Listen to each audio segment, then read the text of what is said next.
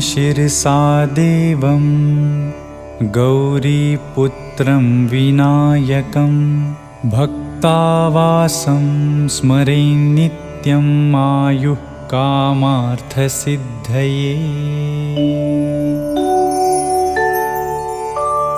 प्रथमं वक्रतुण्डं च एकदन्तं द्वितीयकं तृतीयं कृष्णपिङ्गाक्षं गजवक्त्रं चतुर्थकम्।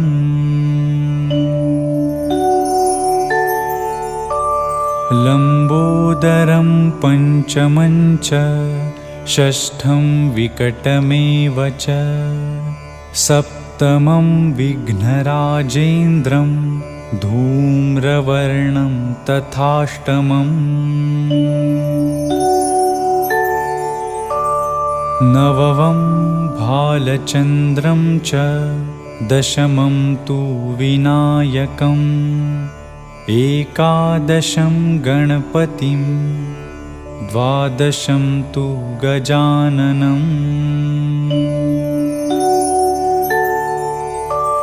द्वादशैतानि नामानि त्रिसन्ध्यं यः पठेन्नरः न च विघ्नभयम्